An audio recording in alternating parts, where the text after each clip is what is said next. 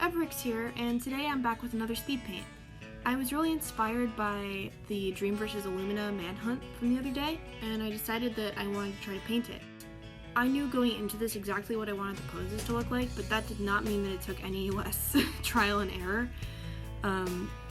I kept going back and trying to fix certain legs, and you'll probably see later in the speed paint that I actually end up changing Dream's arm after the coloring, shading, and lighting is all done, which happens to me way too often and I hate it.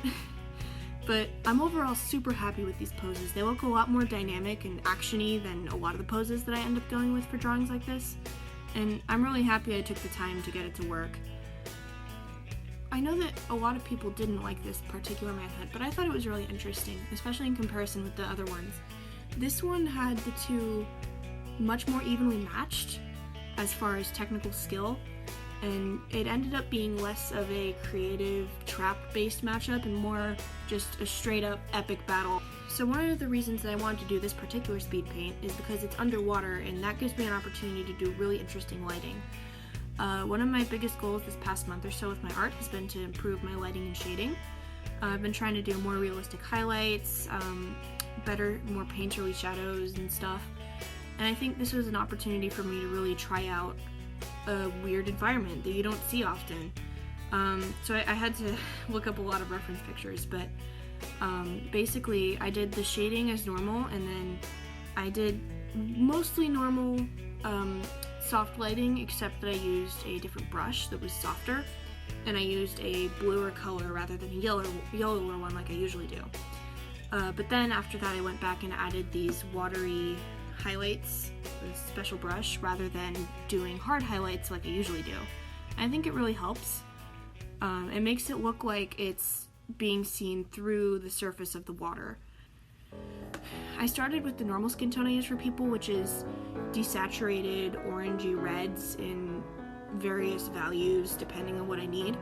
But then after I put the blue over it, I sampled the skin on Illumina's face, and it's actually a shade of pink, which I never would have expected, but it is always sort of interesting.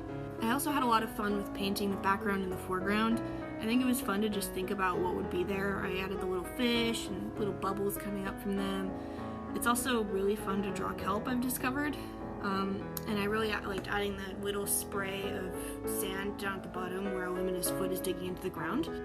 I feel like little details like that are what really helped me sell this painting as being legitimately underwater.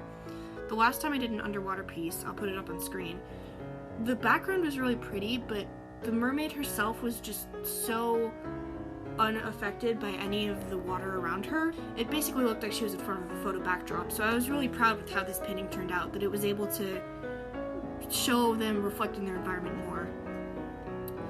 So I know I've been doing lots of Hermitcraft stuff lately, there's more coming soon, but I'm also hoping to do some more stuff with the Dream Team soon, including hopefully some animations, depending on how that goes.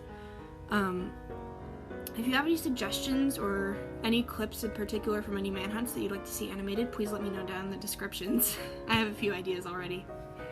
Well, that's it for today's drawing. I hope you liked it. If you have anything else you'd like me to paint or any suggestions at all, then please let me know down in the comment section. I love to hear from you guys. Anyway, I hope you enjoyed the video, and as always, please have a fantastic day. Goodbye!